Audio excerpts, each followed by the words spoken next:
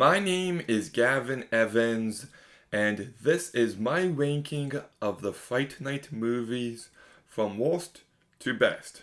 And this video will have spoilers, so there's your warning. But Fright Night, I wish this franchise was better. We need more good vampire movies. But so many of these movies are just the exact same story. In fact, I would say every movie in this franchise is the exact same story. And I just really wish in the sequels or remake they broke away from the formula a bit more. But let's get into it with the worst one. And it's Fright Night 2 2013.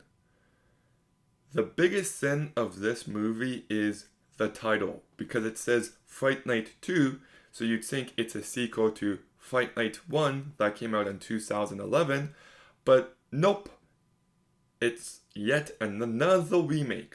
We haven't seen this story done enough times, so let's just make a remake, disguise it as a sequel, and I just think it's absolutely baffling. Like... Like, the acting is terrible in this movie, but you can get some so bad it's good entertainment from it. But the actual execution of the story just hasn't been done well. It's just lacking in every sense. No bit of unease, no bit of tension. It just feels like we're going through the motions without any bit of engagement. It's just the worst take on these characters, on this story, and they couldn't even have the courtesy to just call it Fright Night again. So that's why it's easily the worst movie of the four. The second worst movie of the franchise is Fright Night 2 1988. Now, I see people defend this movie, calling it an underrated sequel, and it's all subjective, but I just completely disagree. Charlie gets his memories erased of the first movie, and we're left going through the motions yet again, and it just feels like the exact same movie, but this time the vampire's a girl. And it's just done so much better in the original. It's just a movie that I was just like, please give me something different. And, I do like how Charlie's the one bitten instead of Amy. And I'm like, okay, there's something there, but then it just resorts back to formula. And there's nothing overly memorable about it. There's nothing about it that really stands out. The acting is all perfectly fine, but I would have liked to. I don't know, I just would have liked something different, something better from this movie. I like the practical effects, but at the end of the day, it's a bad sequel. My second favorite movie in this franchise is Fright Night 2011. And yes, this is the same story. But at least it's a remake, so that's to be expected, and they do switch up a few things here and there. My favorite change is how Ed's and Charlie's friendship is kind of fading away.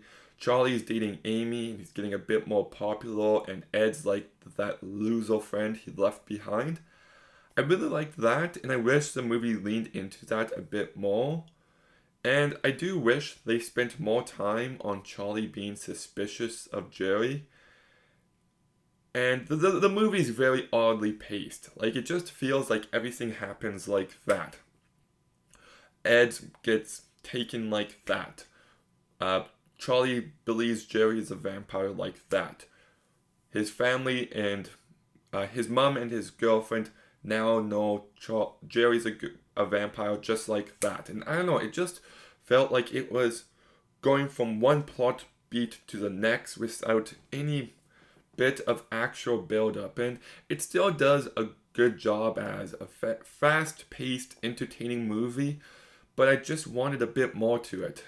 The movie also is not scary. The CGI looks absolutely abysmal. The only scene that actually got me on edge is when Charlie breaks into Jerry's house to rescue that one girl. That was a great moment, but I wanted more tension from the rest of the movie, so it seems like I'm beating up this movie pretty hard, but I'm not. I still like it, and here's why. Anton Yelchin. This guy is such a fantastic actor. He has so much personality, and he's charming, and he's charismatic, and he carries this movie to perfection. He sells you on each and every moment of this character, and without him, it would fall apart. Like, he is holding this movie together. And I also like Imogen Poots in this movie. I like their relationship. Toni Collette, Colin Farrell, and David Tennant are all perfectly fine, but it's Anton Yelchin that really stands out here. And I do like the unique take on Peter Vincent, him being like Chris Angel. So there's enough good here. There's enough entertainment to be had, but it's still just not as good as the original. And, well, the number one movie is clearly the original. I love it. I think this movie manages to be very funny and charming, as well as being tense and unnerving. It walks that line of being a horror comedy so well, and the story is just perfectly written. Of Charlie being suspicious of his neighbor and him trying to prove it to his family and friends. And his relationship with Amy and how everything eventually escalates in the last act. It's a very tightly written movie. And you've also got yourself some incredible performances. Like, Charlie and Peter Vincent are, great in this movie, but Chris Sarandon gives one of the best horror performances I've seen. He's so effortlessly cool and just has that screen presence to him. And I also love everything they do with Ed. This is just an unbearable character who gets on your nerves. He's loud, he's obnoxious, but he's meant to be. And yes, and the practical effects in this movie have aged remarkably. This movie from 1985 has aged better than a remake from 2011 because the practical effects are just that good. And yeah, I just think this movie is the best vampire movie ever made. It's just, it does drag a little bit in the last act, but it's just a really well written script with great characters, great direction by Tom Holland.